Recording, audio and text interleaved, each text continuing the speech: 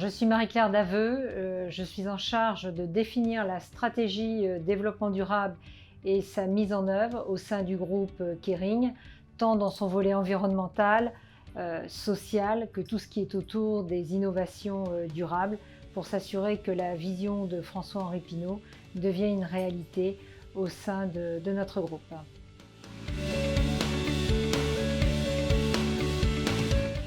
Le luxe, l'industrie du textile, plus largement, l'industrie de la mode, ont un impact sur l'environnement. Alors, comment le quantifier? Au moins, une chose est sûre, c'est que tout le monde s'accorde aujourd'hui pour dire qu'il y a un impact.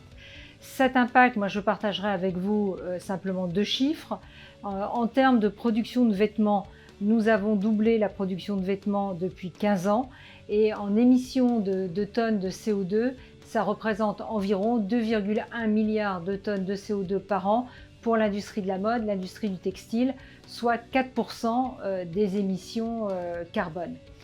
Une chose aussi qui est assez évidente, c'est que quand vous devez produire un vêtement, que ce soit par la matière première que vous utilisez ou les process que vous mettez en œuvre, vous puisez au sein des ressources naturelles, que ce soit l'eau, la biodiversité, et vous émettez aussi des émissions, tout particulièrement dans l'air. Donc oui, il y a un impact, et c'est pour ça que c'est de notre responsabilité, et particulièrement de la responsabilité du luxe, de mettre en œuvre des solutions qui permettent de réduire cet impact.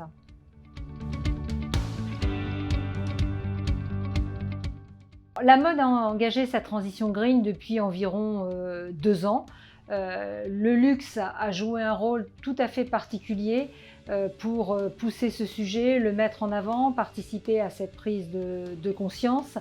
Un des révélateurs, c'est le fait de voir aujourd'hui beaucoup de patrons, en fait, de marques évoquer ce sujet, mais également les journaux de mode qui parlent de plus en plus de mode éco-responsable, de mode durable, de voir également en fait des campagnes publicitaires qui mettent en avant des démarches éco-responsables, ou encore, pour terminer par un exemple concret, toutes ces collections qui tournent autour de l'éco-conception. Donc oui, la transition est engagée. Ce qui est important, c'est d'agir collectivement, et donc une initiative comme le Fashion Pact, qui a été lancée à l'occasion du G7 en août dernier, en est un bon exemple, puisque nous avons aujourd'hui plus de 250 marques qui représentent plus de 35% en termes de volume de produits mis sur le marché, et qui ont décidé d'agir pour lutter contre le changement climatique, préserver la biodiversité et la protection des océans.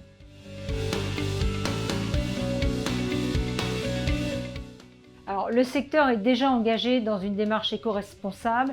Il y a un véritable mouvement qui est créé, il y a un diagnostic qui est partagé.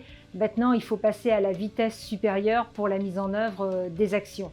Il y a un certain nombre de bonnes pratiques qui existent à l'échelle planétaire. Eh bien, ces bonnes pratiques, il faut les mettre en œuvre à grande échelle, justement, chacun au sein de son entreprise, de sa marque. Et encore une fois, c'est ce que le Fashion Pact va essayer de pousser et de faire très opérationnellement.